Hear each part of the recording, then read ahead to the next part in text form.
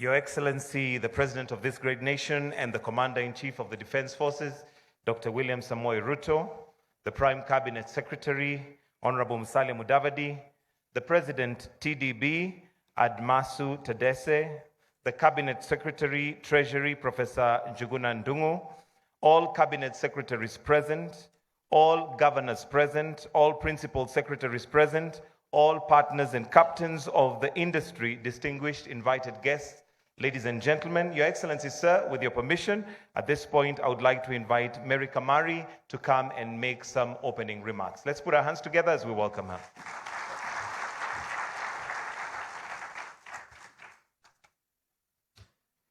Your Excellency, Dr. William Samoei Ruto, President of the Republic of Kenya and Commander-in-Chief of the Defense Forces, Honorable Professor Njuguna Ndung'u, Cabinet Secretary, the National Treasury and Economic Planning of the Republic of Kenya, and TDB Group incoming chairperson and a host of governor, Dr. Honorable Lenganadine Padayachi, Minister of Finance, Economic Planning and Development of the Republic of Mauritius, and the TDB Group chairperson, Admasu Tadesse, the TDB Group President Emeritus and Managing Director, Honorable Ministers, Excellencies, Governors, and TDB Group, Board of Governors, Excellencies, Ambassadors, High Commissioners, partners, clients, and stakeholders, distinguished guests, members of the media, all protocols observed. My name is Mary Kamari, Group Executive for Corporate Affairs and Investor Relations.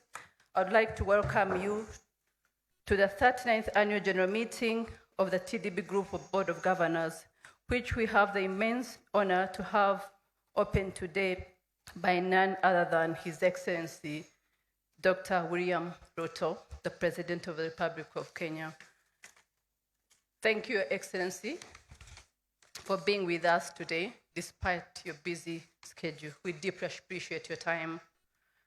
And a warm welcome once again to our governors today, to the city of Nairobi, known to many, the green city in the sun, and the only city in the world with a national park on its doorstep.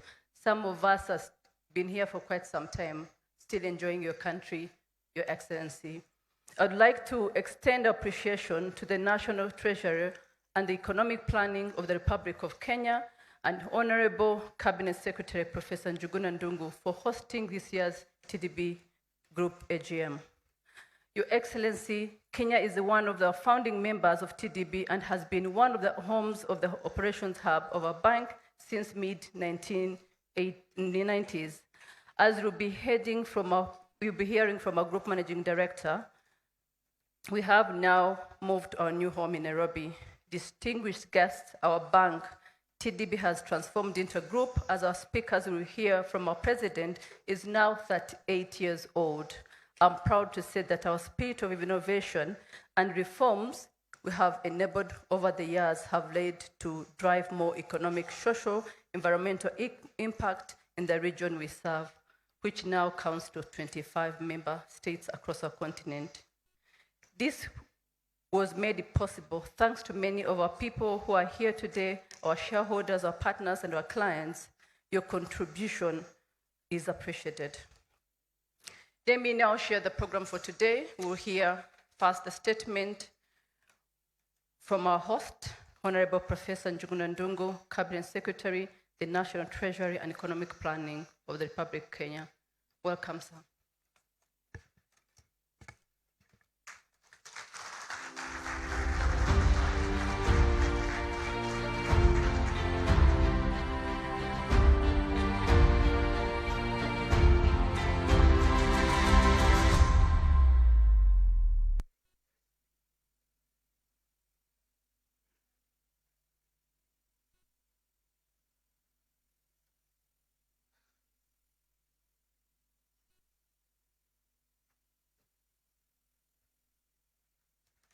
Thank you very much, and good morning, Your Excellency. I'm sorry the program area that we had anticipated was that I will be coming in later, but the most important thing is actually to say that being a host, it's always very good to make some few remarks just to recognize the TDB which has come this far to support our development discourse.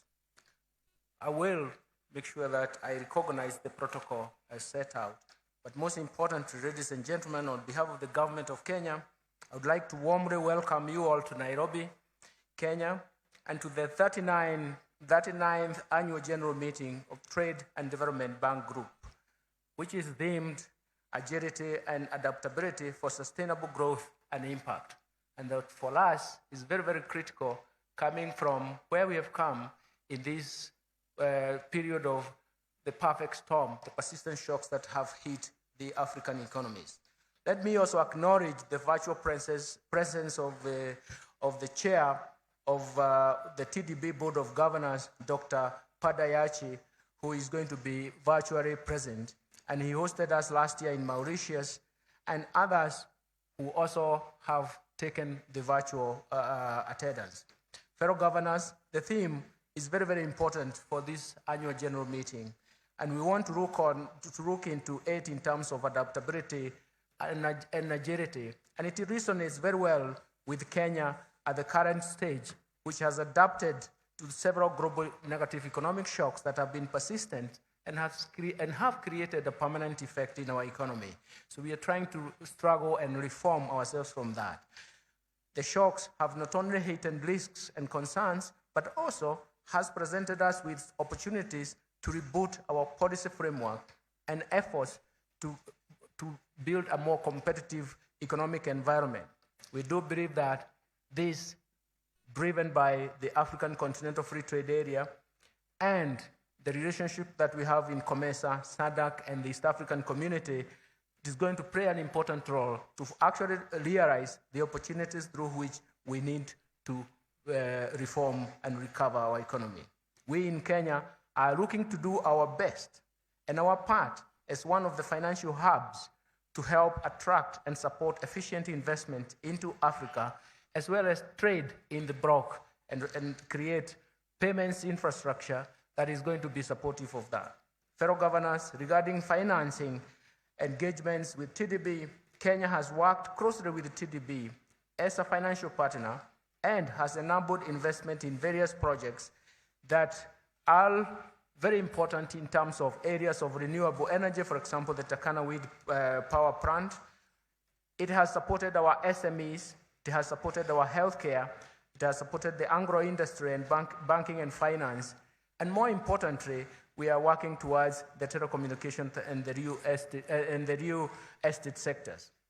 TDB has structured finance and even trade finance products for Kenya, like the G2G, which has actually provided us with deferred LCs, which has given us some space in terms of petroleum supply for a longer period, but more importantly, has given us some strength to withstand the volatility of the nominal exchange rate at a time when we needed that. Ladies and gentlemen, let me also focus to the TDB group. And the TDB Group has achieved great milestones over the years with its investment, capitalization, and even its own ratings have improved significantly. The group has increased its capacity and global networks, intermediating international and regional capital into the region on relatively attractive terms compared with what other sovereign financial institutions and corporates can get on their own. I wish to commend the TDB Group's spirit of innovation, especially its capital and group structure that is enabling greater capacity for regional interventions. In the last decade, TDB has attracted 20 institutional investors that consist of African-based pension funds, sovereign wealth funds, international financial institutions, and insurance companies among the 42 shareholders that comprise the TDB Group. The TDB Operations Hub in Nairobi that we will visit this afternoon is also a confirmation of a strong partner in future, because having such a hub gives us commitment that it will be there in future. To the group president, my friend Adimasu Tadese, please accept our heartfelt congratulations to you and your team for not only maintaining high credit ratings over the years, but also you have continuously improved the structures, the systems and policies, and even acquisition for new sovereign and institutional shareholders. We have benefited a lot in terms of advice. We have benefited a lot in terms of working with us whenever we have different and difficult periods of solutions that we really needed. Fellow governors, TDB remains committed in supporting African countries without imposing high-risk premium despite the prevailing negative conditions in our countries brought about by negative and persistent shocks. For this reason, I reaffirm Kenya's commitment to the TDB Group and to its vision to be a world-class African trade development finance institution, advancing the economic development, integration, and prosperity of the region. We are proud of our bank and salute its committed board, the management, and staff for its achievement. As the bank marches forward, I personally look forward to continuing to be part of this success story as the governor and even more. On this note, I would like to thank all of you for being here today, and I also want to wish my fellow governors fruitful deliberations during today's 39th Board of Governors meeting, and I very much hope you'll also enjoy the stay in Kenya while attending the TDB business. So welcome and asante sana.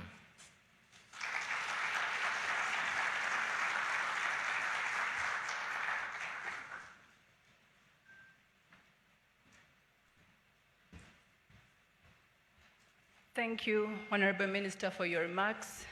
As you highlighted, we've intervened in many sectors in this country.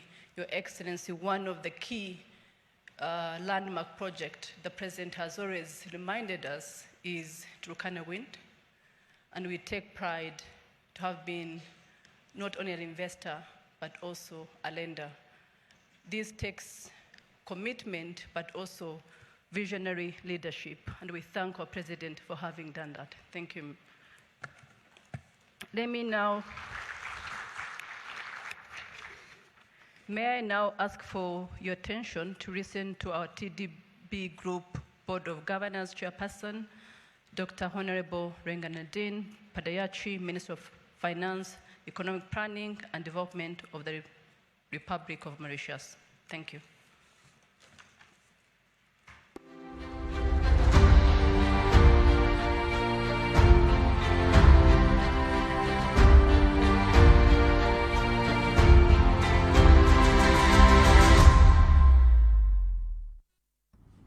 Your Excellency, Dr. William Samuel Ruto, CGH, President of the Republic of Kenya and Commander-in-Chief of the Defense Forces, Honorable Professor Njunguna Ndungu, Cabinet Secretary, CBS, the National Treasury and Economic Planning of the Republic of Kenya, and TDB Group incoming Chairperson and our host governor.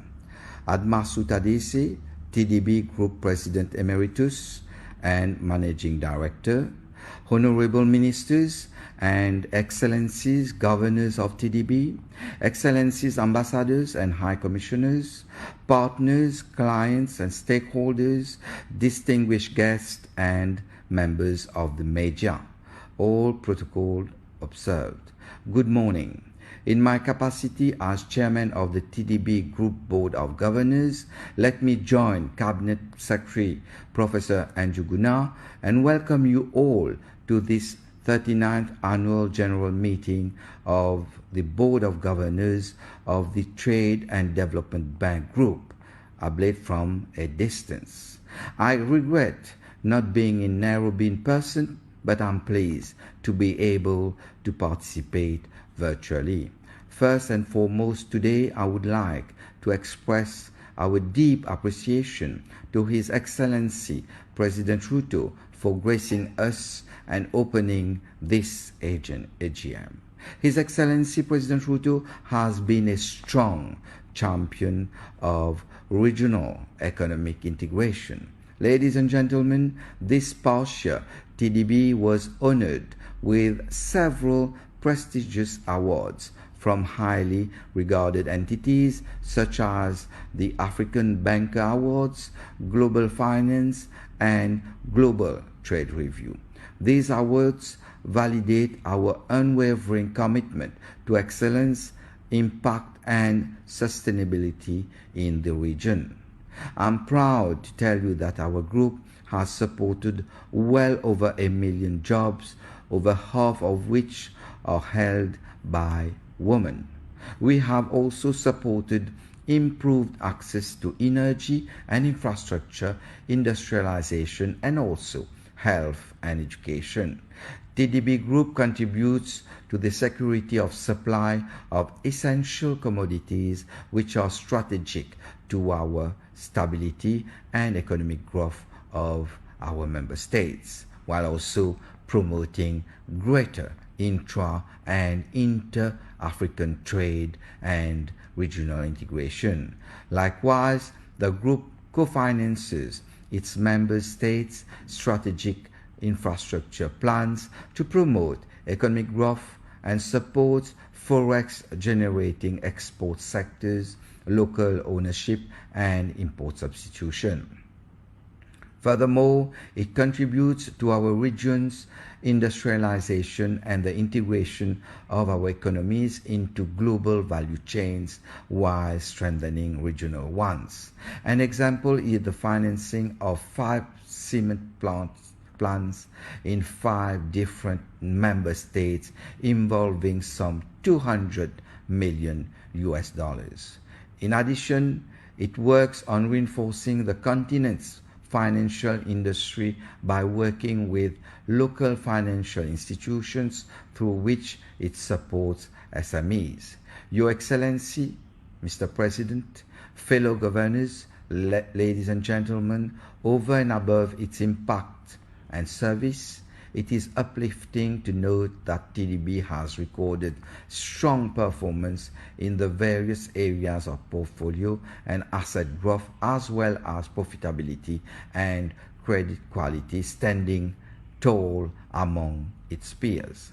As testament to its stability and reliability, TDB Group has maintained strong credit ratings. Moody's affirmed it as investment-grade Baa3 ratings with a stable outlook. Additionally, GCR upgraded the investment-grade ratings to BBB+ with a stable outlook, highlighting the strength and positive trajectory of TDB Group's performance. Meanwhile, Fitch Ratings affirmed TDB Group's rating with a positive outlook. These credit ratings confirm TDB Group's commitment to maintaining financial stability and its ability to adapt and respond even in very adverse global macroeconomic conditions. As the Finance Minister of Mauritius and the TDB Governor for my country, I'm proud that several of our subsidiaries are domiciled in Mauritius, including its youngest, the TDB Captive Insurance Company, in addition to Eastern and Southern African Trade Advisors Limited, the fund manager of our successful Eastern and Southern African Trade Fund. I'm also very keen to discuss the theme of this year's AGM. The topic of this year, agility and adaptability for sustainable growth and impact, was indeed chosen wisely and perfectly in line with the agenda of the government of Mauritius. While Mauritius has successfully rebounded from the COVID-19 crisis with a GDP growth of 8.8% in 2022 and an estimated growth of 8% for the fiscal year 2023-2024, our aim is now to accelerate the pace of our green transition. To achieve 60% of our energy mix from renewable energy, I have announced in the last budget speeches major reforms, incentives, and measures. I have no doubt that the discussion held in the context of the 39th AGM of the TDB Group will give further insights on these key topics for Mauritius and many other African countries. As Tony Elumelu rightly said, the transformation of Africa is not one man's job. It's a job for all of us. This is precisely what, through TDB Group and all together, we are working together. Ladies and gentlemen, as I close, I would like to express our high appreciation and gratitude for the outstanding work accomplished by our highly skilled TDB Group management team under the leadership of Admasu Tadesse, Group Managing Director. I also wish to similarly extend our appreciation to the Group Board of Directors and in particular to the chairperson and the chairs of the various board committees for their steadfast stewardship and guidance. These are undeniably complex and challenging times for both the financial sector and several of our member states. Navigating through these circumstances requires active and prudent management and wise governance. It is with great honor and privilege that I have served as your steward over the last year, and I'm confident that under the leadership of Honorable Professor Ndungu, TDB Group will continue to thrive. I look forward to passing on the baton. On this note, let me once again express my gratitude to His Excellency President Ruto and to our esteemed host minister for the warm welcome extended to the TDB Group family. I thank you for your attention.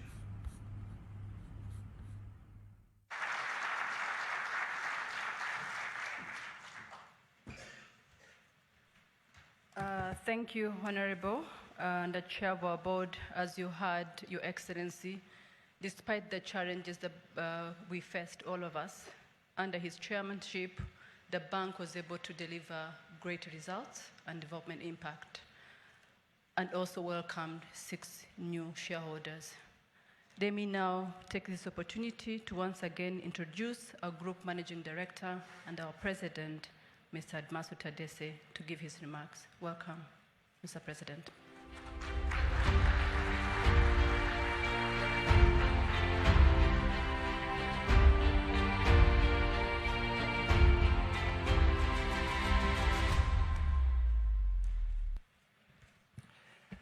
Good morning, everybody. I will try to be efficient, as financial institutions are often expected to be, so allow me to align myself with all the protocols that have already been observed. But I must at the outset give my deep thanks to His Excellency Dr. William Ruto, the President of the Republic of Kenya, for gracing us today and giving us the opening remarks later on. I would also like to thank the Chairman of the Board of Governors, who we just heard from, Dr. Padayachi, for giving us leadership over the past years and giving us an excellent welcome in Mauritius, where we have our principal offices. On the occasion of this annual meeting, I would like to take a few words to recognize Kenya's historic role as one of the architects and founding members of TDB in 1985. All institutions go through history, have turbulent times. We had our own share. And the Republic of Kenya was one of the visionary member states which nurtured and protected TDB in its beginnings as we were finding our feet to grow and transform into the award-winning autonomous financial institution that we are today. One that has transformed into a group and that now has assets of about $8.4 billion under management. We also have several subsidiaries today and a much wider geographic footprint that crisscrosses the entire continent, including West Africa and Central Africa as well. Today, ladies and gentlemen, TDB boasts 47 shareholders, of which 27 are sovereigns and 20 are institutional shareholders. They come from different regions of the African continent, and we have two particular sovereigns that are new in this annual meeting today, and I'd like to just call out and welcome them. We have the Republic of Ghana and also the Republic of Senegal, who are now new members of TDB.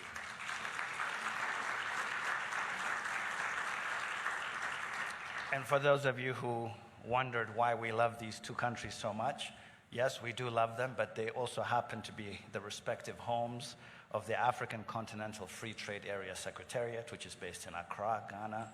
And of course, Senegal is the host country of the African Civil Aviation Commission, which we also lend to. So it always made a lot of sense for us to have these countries in our mix as well.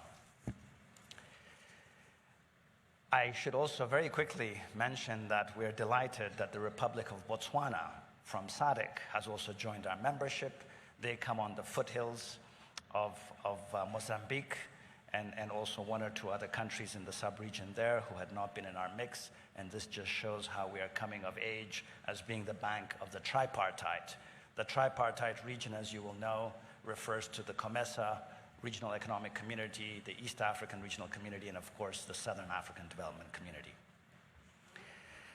This group of institutional investors that I referred to earlier on, today, together collectively account for almost $300 million of institutional capital invested in TDB since we innovated our capital structure. This is a symbol that African capital exists and is willing to invest in its own development in Africa. Very recently, we had the occasion of launching a brand new instrument for equity investment in the bank, a novel instrument called Class C shares. It's actually also dubbed Green Plus shares. We launched it at Sharm el-Sheikh at the previous COP 27, and we are very grateful that the African Development Bank took the lead to subscribe to the initial offering, and now we have a whole host of other institutional investors looking to come into that particular form of investment in TDB Group.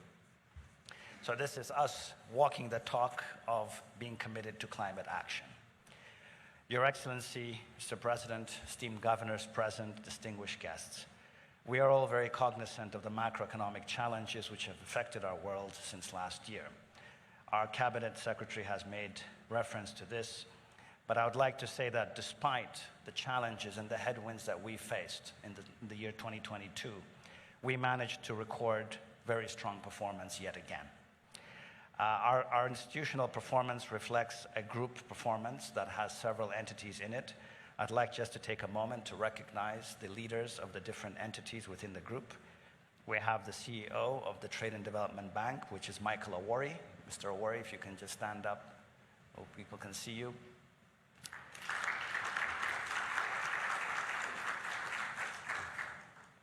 And in case you thought it was an all-male show, it's not. We have the lady who runs the Trade and Development Fund, Madame Gloria Mamba.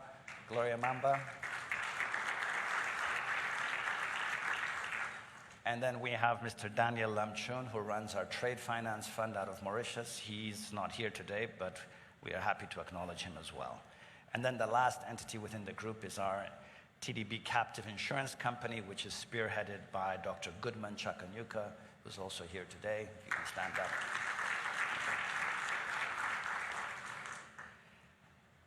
In 2022, we worked counter-cyclically, as many of you would expect us to step up our financing to drive greater impact where feasible Financial institutions are not always able to drive funding as much as they would like because of some of the complexities.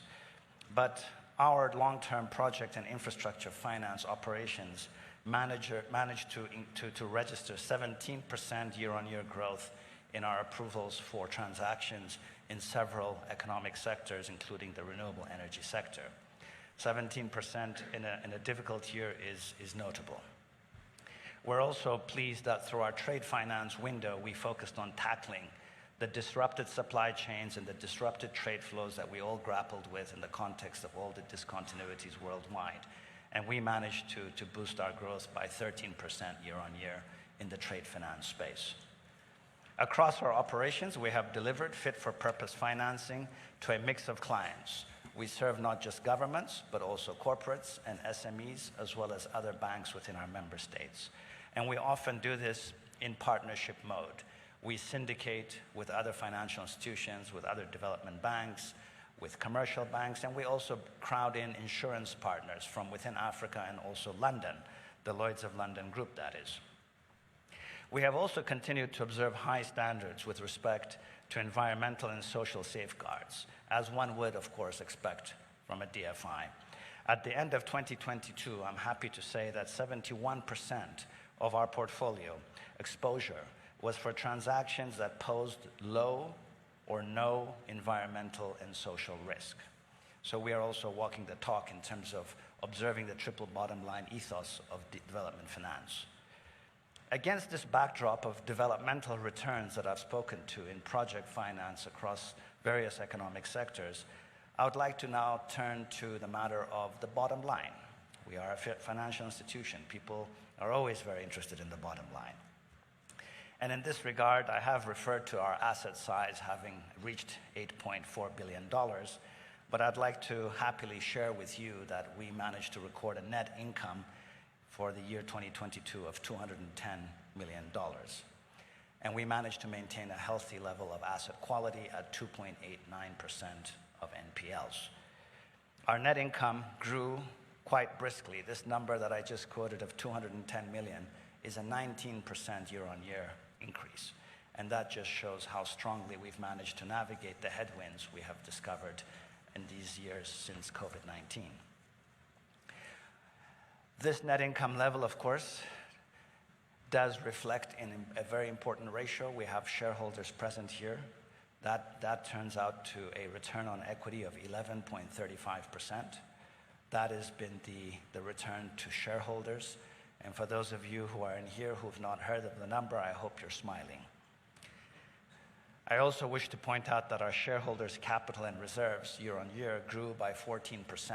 And this is evidence that we recapitalize a lot of our profits. We don't just distribute the profits, we channel them back into development finance and serve more of our clients that way. As a result of the very strong performance we've registered in 2022, the TDB Group Board of Directors has recommended a dividend distribution at this annual meeting. This will be considered in the closed session later this afternoon. I hope the governors will proceed with the decision that has been recommended. We will give you more details on that in due course. A very quick word about one of the new and young entities within our group, the Trade and Development Fund. The Trade and Development Fund is a different legal entity within TDB Group.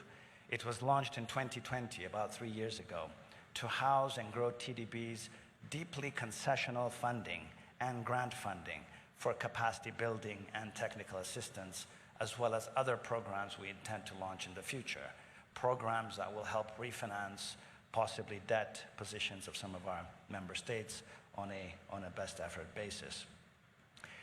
We all know that Africa's private sector is dominated by small and medium enterprises and micro enterprises. TDF has long had a very strong program supporting this segment of the business community. We've been able to increasingly reach groups that are traditionally underserved and not easily reachable through the main banking operations of TDB. This past year, the TDF SME program supported various enterprises across agribusiness and manufacturing, among others. One particular project of note supported 700 MSMEs and help create some 20,000 jobs. Another project based here in Kenya involved support to 3,000 smallholder coconut farmers who managed to dramatically improve their revenues and productivity. With this glimpse of some of the activities of TDF, I'm delighted to share that we'll be holding during this TDB annual meetings our first inaugural Board of Governors meeting for TDF, which is separate from the bank, as I mentioned. And this is a coming of age of TDB Group, where we have different entities that have different areas of specialization.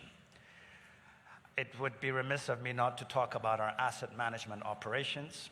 We managed to take over a fund management company that we had a 51% shareholding in over the past years. Now we own 100% of this fund manager company based in Mauritius.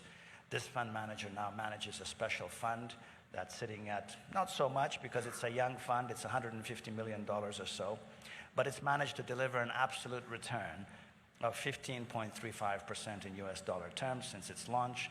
And of course, the performance last year was just under 6%. And the benchmark is not normal equity returns of double digits. This is a money market fund type of investment vehicle. So we target high single digits, not double digits. I would also like to mention that our captive insurance company that is also fully launched and operational, also domiciled in Mauritius, is now doing very well, and we managed to deliver a 125% increase in turnover over the last year and start registering healthy profitability. These are all the different entities within the TDB Group that are now all in the black and making very healthy contributions to the overall group results. A financial institution of repute is not just about numbers of asset growth and profitability. It's very much about ratings. And so TDB Group, I'm very pleased to share with you, has managed to buck the tide of downgrades that have afflicted many of our jurisdictions here in Africa. We were reaffirmed as investment grade by Moody's. We actually had an unusual upgrade from another rating agency, also in the investment grade space. So we are managing to hold the ground in a very difficult environment, and we thank the member states who've gone out of their way to stand by the bank and help ensure that we can continue to deliver and grow according to the Agenda 2063 vision. Ladies and gentlemen, we're not just a triple bottom line institution in terms of ESG, environment that is, and social impact and financial returns, but we also believe in excellence and sustainability. In this regard, I'm pleased to share with you that our young TDB Tower here in Nairobi, which is a first-class high-grade building, was recently EDGE certified as a green building. This was due to the substantial savings in terms of water and energy consumption that the building uses, and is also in terms of the very significant reductions in use of carbon-intensive building materials as the building was being put up. Of course, we did pay a price for having this kind of a green construction approach. We were delayed by about a year and a half for the conclusion of the building, but the result is a beautiful green building and a first-class product that will now very nicely populate the skyline of Nairobi.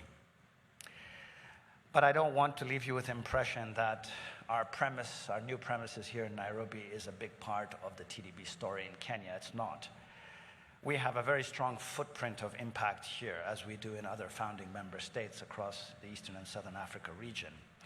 You heard briefly Madame Kamari making reference to the landmark Turkana Wind Power Project, but that's just one of many. We have supported numerous other projects across several sectors, such as agribusiness, manufacturing, healthcare, including hospitals, transport sector, including KQ, ICT companies, other renewable energy projects in the geothermal area, real estate, the financial sector in terms of many of the banks here in Kenya, and also SMEs. So you can see the very wide mix of sectors and entities that have benefited from the operations, products, and services of TDB Group. As we look forward to our continued impact in the region, I'm pleased to announce this morning, on the occasion of Kenya hosting the annual meetings, that we have, in the wisdom of our board of directors, approved a symbolic corporate social responsibility grant to a deserving project here in Kenya. The recipient is the Thome Water Project in Laikipia. This project is located in an area which has faced extended droughts in this country, as we've heard time and time again. It has struggled with unreliable water supply throughout the year and prior years as well. And we've worked closely with the Ministry of Environment that actually identified and helped establish a mitigation project in this regard. Our grant is $100,000, which will contribute towards the purchasing of dam liners to help conserve water and to help support tree seedlings being planted to strengthen the ecosystem of that area.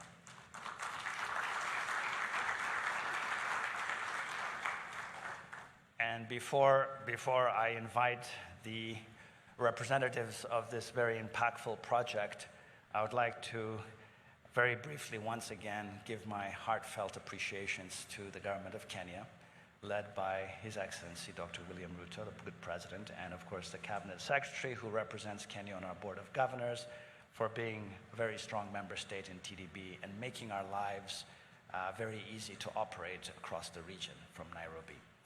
On this note, I would like to invite the Honorable Tuya, the Cabinet Secretary for Environment, to come to the stage together with the project representatives of Thome Project. I think Madame Nganga, Wanjiku Nganga, among others, will be here to receive the symbolic check that we would like to hand over on the occasion of this ceremony. So if the representatives of the project are here, we would like you to come forward, please, and do the honors with the good minister. And we would like to also invite two of the chairpersons of the TDB entities. We have Madame Dlamini, who's the chairperson of the TDB Group Board of Directors. Madame Dlamini, Alice, if you're here, and Professor Sasa, who's the chairman of the Trade and Development Fund. These are the two entities that do this kind of very good development financing decisions that help these types of entities. So Madame Dlamini, I hope you're here. And if not, I guess I can stand in for her. So if you can please bring forward the check so that we can honor the grantee and put some smiles and let the good President of the Republic know we care about the small folks as well.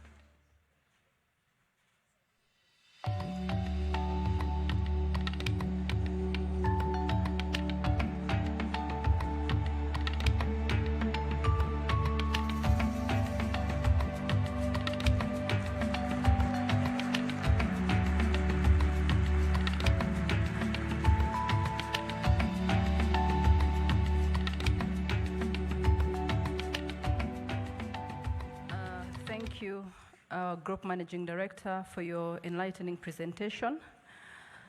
Under your leadership, we have experienced a continued transition and transformation of the bank, and look forward to do more with you as your team. Can I now ask my colleague to invite Cabinet Secretary Njuguna Ndungu to welcome His Excellency. Thank you.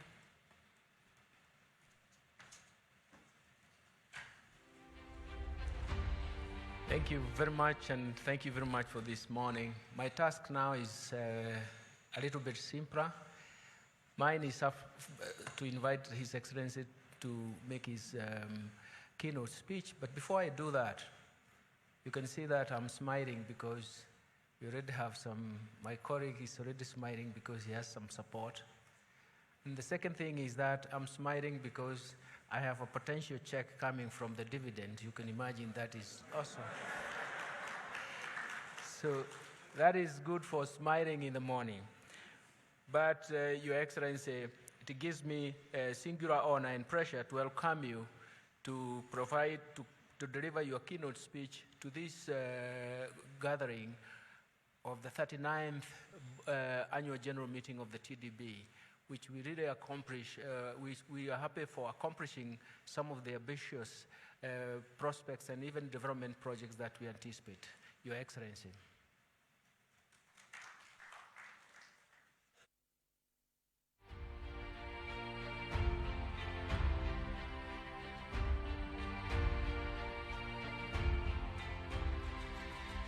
Thank you very much, Minister. Please, let's take our seats.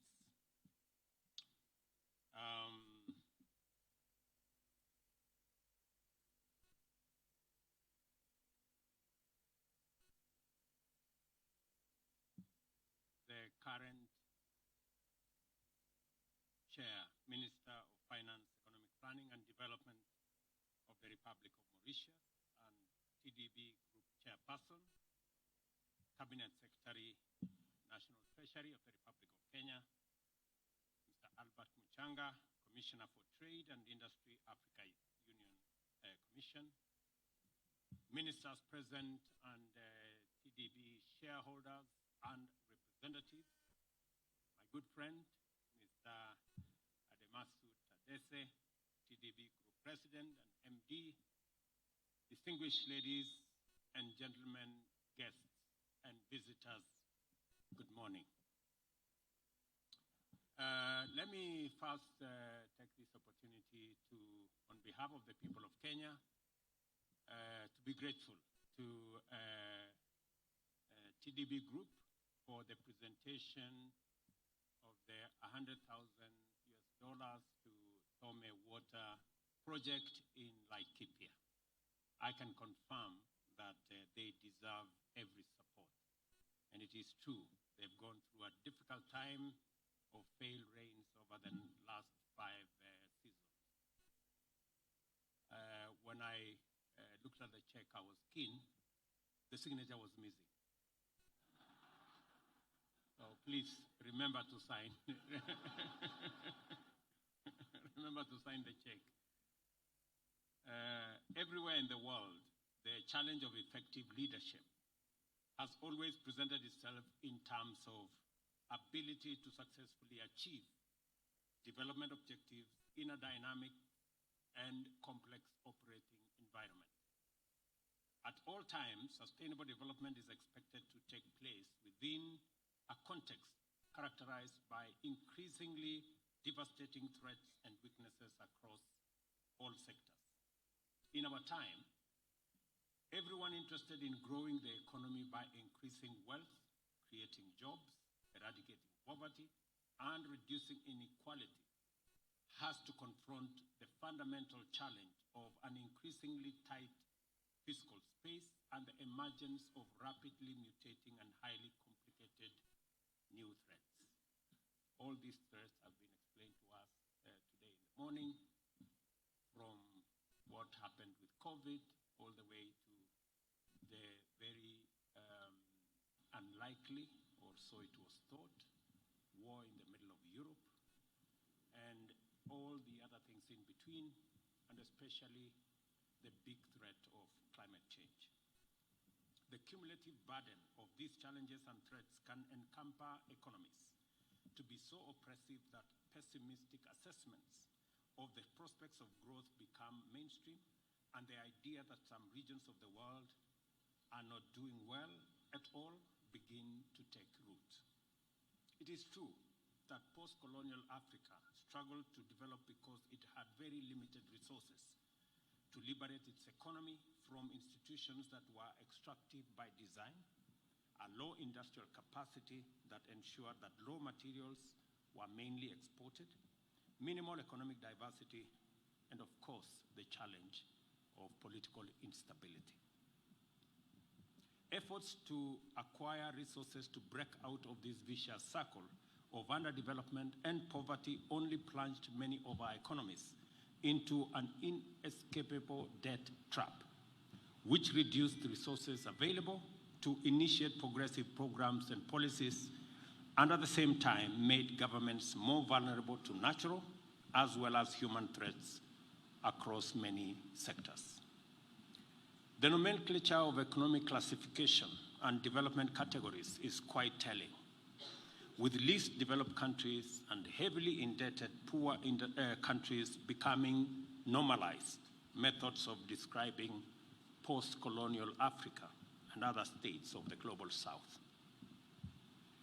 Recent high-profile events have demonstrated that the entire global economy is generally vulnerable to shocks and disruptions due to growing economic interdependence and globalization. At the same time, they also underscore that advanced economies have greater capacity to invest in measures to improve recovery from these events and resilience to future threats. These measures are often taken at the expense of more vulnerable counterparts, whose prospects invariably depend on closer cooperation on terms defined by such considerations as equity and justice. Volatility in global commodity prices has always exposed the vulnerability of many economies. Often, prices of raw materials exported from these economies collapse drastically, while at the same time, that of such essential imports as petroleum rises steeply. Every episode of such crisis sinks our economies deeper into difficulty, weakening currencies, raising interest rates, and increasing inflation. The most fundamental legacy of COVID-19 now stands as the manner in which it exposed global inequality and injustice. As movement was severely curtailed by the closure of borders and grounding of aviation services, global supply chains were constricted and disrupted, leading to unprecedented distortion of market dynamics everywhere.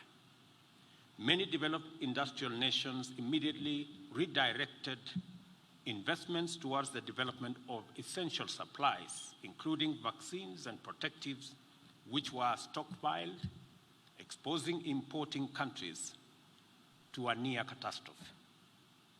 The post-pandemic situation has been difficult, to say the least.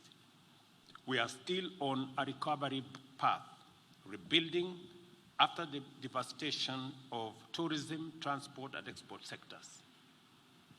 Inevitably, we have taken a massive hit in terms of worsened fiscal imbalance and deeper debt, which has been worsened by the emergence of a high interest rate environment.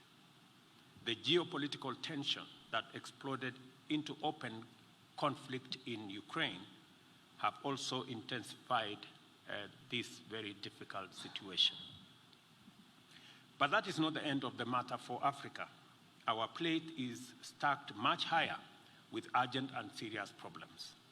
Our continent is experiencing extreme weather events of unprecedented variety, frequency, and magnitude. Flooding, wildfires, landslides, droughts, cyclones, and other disasters have inflicted a dire toll on communities across our continent. The Sahel, West Africa, Central Africa, the Horn of Africa, East and Southern Africa have all been affected by these serious calamities. Human life, damage to property, and the destruction of infrastructure have not only worsened suffering for vulnerable people, but also dampened economic prospects. It has become inescapably clear that adverse climatic events are actively threatening our hard-won development gains, including advances in providing public services like health, education, security, and investment in national infrastructure like transport and communication networks.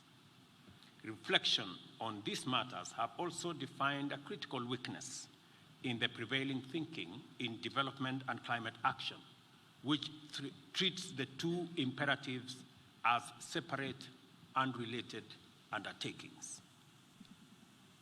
In the course of engaging the international community on these twin imperatives, African countries have found common ground in their unique shared perspectives as climate action frontline territories located at the intersection between environmental disasters, economic crisis, and development constraints. We recognize at once that the adverse impacts of climate change pose real and serious threats to all our achievements as well as prospects with regard to development, and that at the same time, financial capacity and therefore economic development is urgently needed to provide necessary resources to invest in effective climate action. Increasingly, we are having to make the difficult choice between economic growth and climate action, when, as a matter of fact, both courses of action must be pursued simultaneously because they are complementary. One will not happen without the other. On the basis of this realization, African countries have begun to approach multilateral engagement on climate change and economic development from a new perspective, anchored on a commitment to a green, climate-positive growth, and which profiles Africa as the green continent of the future, abounding with natural resources, investment opportunities, and human capital. What I'm trying to say here is that we have to reposition ourselves. We have to reposition our continent in the context of the situation, the challenges that face the globe, and we have to reposition ourselves in the context of the assets that we have. Renewable assets, being the continent with almost 65% of uncultivated arable land, being the continent that has the youngest human capital, and being the continent that has the greatest potential for greening growth and ensuring that we decarbonize industrialization, decarbonize manufacturing. And we have to reposition ourselves, represent Africa in a different way, away from the continent that was always profiled with all the negative adjectives. Climate change has brought some measure of equality, let me say. In the context of climate change, there is no developing or developed country. We are all in the same place. And being there in the same place positions us as a continent to take advantage of the assets that we have, the renewable assets that we have, the human capital that we have. In any case, by 2050, a quarter of the world's population will be living in our continent. And because of the Africa Continental Free Trade Area, we have managed to assemble 1.4 billion people into one single market. And the place of DTB as a financial institution in that context cannot be taken for granted. It is my belief that TDB will be today $8.5 billion asset bank, but in the next 10 years, maybe 20 billion asset bank. That way, we can leverage on the increasing footprint of TDB alongside all the other institutions that we are developing in our continent. And that is why last week, during the AU media meeting, we proposed that TDB, Afrexim Bank, AFC, ATI be now elevated from being partners of the AU to being special agencies of the Africa Union, so that we can give this institution greater recognition, we can give them better profiling, and we can, as a continent, use their services so that we can grow their capacity to be able to support the trajectory we are all pushing of creating one market and working together as a continent to eliminate barriers to trade, to investment, to business, and be able to create much more prosperity, create more jobs, and position our continent appropriately, because it is on our shoulders to do it. Nobody will do it for us. We must proactively, deliberately, we must be intentional about positioning ourselves in that space, because that's the only way we can get ahead of the situation that we are all in. The first implication of this paradigm, naturally, has been the now widely accepted view that the present architecture of the international economic development framework is deficient and inadequate for the challenges of our time. The Bretton Woods institution system of multilateral financial institutions was explicitly designed for another purpose, at another place, and at another time, and is now fundamentally inadequate, unjust, and sometimes unfit for the demands of our complex, dynamic, and interdependent world. We must work with them in the context of how do we reform, how do we work with the international financial architecture to recreate it so that it becomes much more responsive in terms of scale of resources available, cost of resources available, and efficiency in how much time those resources are made available. I think there is a healthy, robust debate, and I expect African financial institutions like TDB to be front and center in that conversation so that they can give our perspective from our continent in that debate so that we are not negatively profiled all the time as a risky destination for investment or for development financing. And please, DDB, don't join the people who profile us as a risky place. You should be the ones to say Africa is the best place to invest and that we are not risky at all. In fact, this is a continent that has the highest return on investment, and everybody should be heading in this direction because in any case, we are the continent of the future.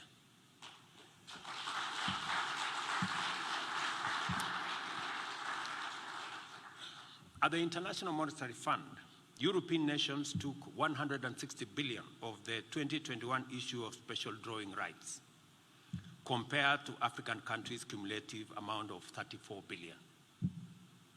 I'm very happy that today we will be sharing some shares from TDB, and we will be in a good place, different from the situation I'm describing here.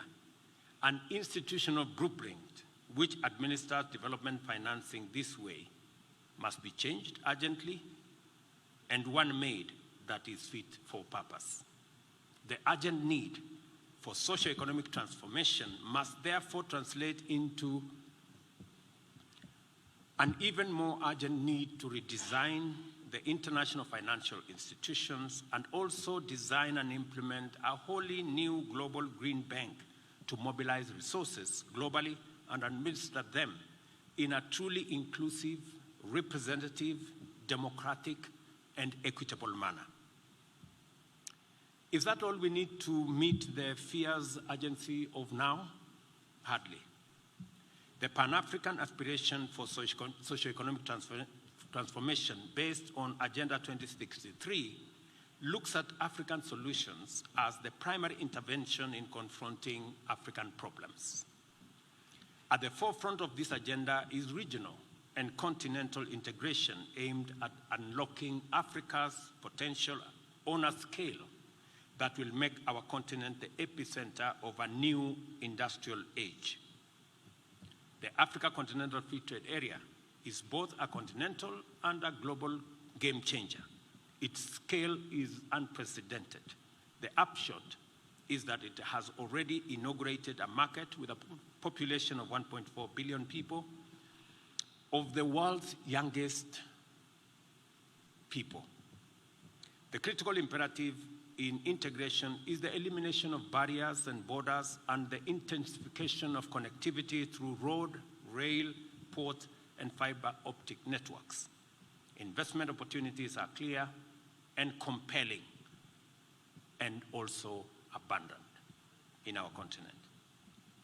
At this moment, Africa needs a development financing institution framework that can handle this unprecedented opportunity effectively and deliver transformation in terms of integration through connectivity, economic development, and climate resilience.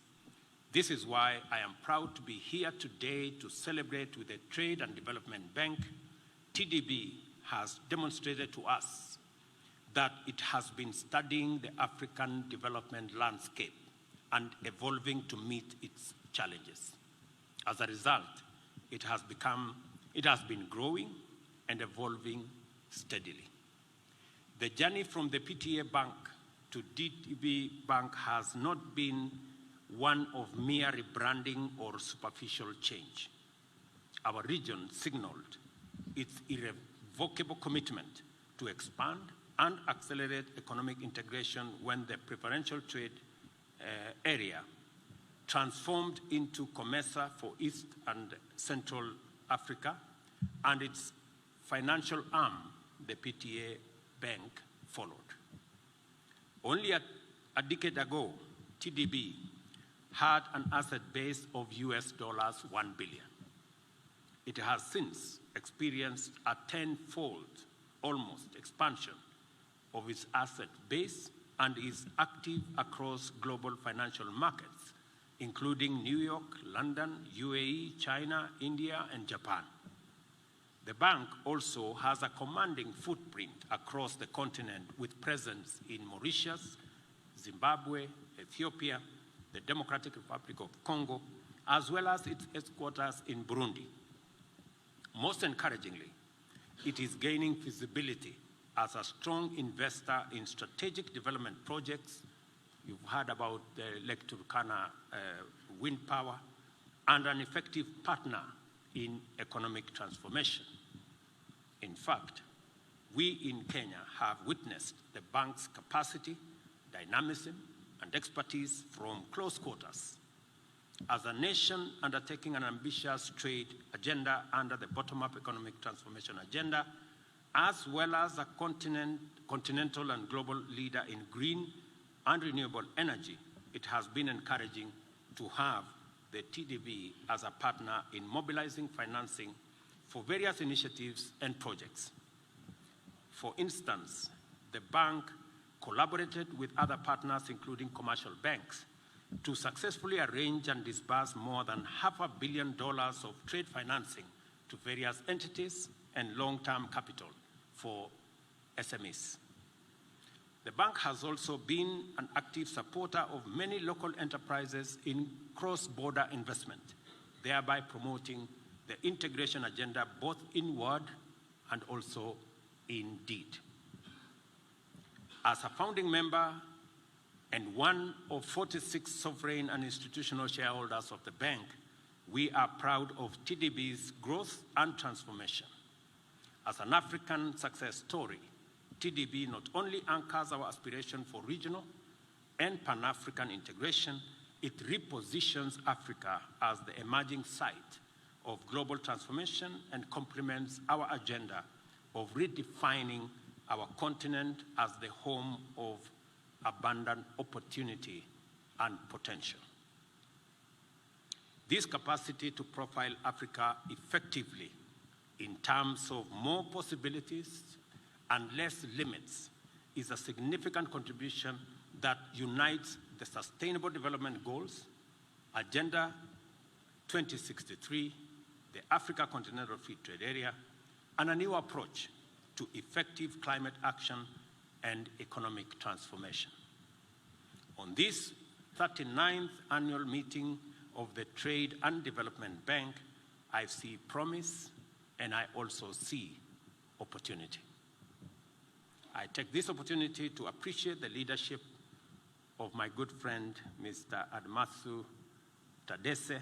He was among the first people when I was sworn into office to come and offer me some advice, which I take very seriously.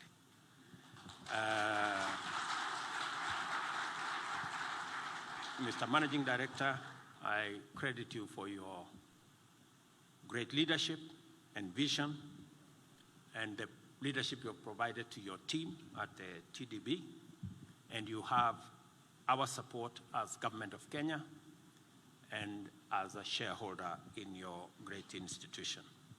Congratulations to the entire group for your excellent achievements as were listed by the CEO. I wish you all good luck and great success as you continue to work the work of shining a light on Africa as the continent of the future.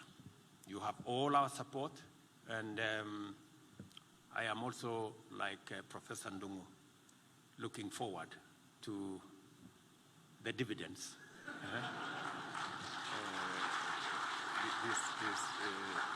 this afternoon.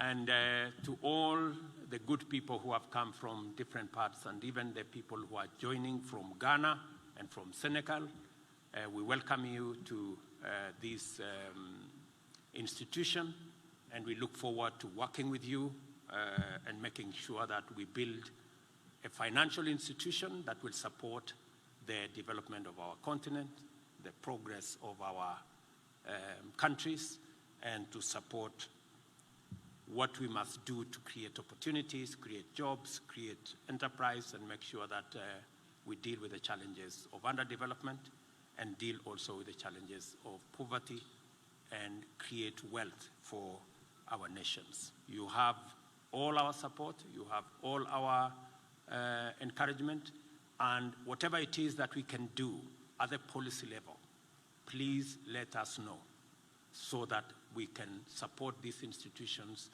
to be built, because we are benefiting from institutions that have been built by others. We have an opportunity to build these institutions, and we must not miss that opportunity to support these institutions so that they can play their role better. Thank you very much. God bless you. Unfortunately, I have to go. I have an appointment with the good people who have hired me. So I have to honor that appointment somewhere out of town, but I hope you enjoy the rest of your deliberations. Asante sana.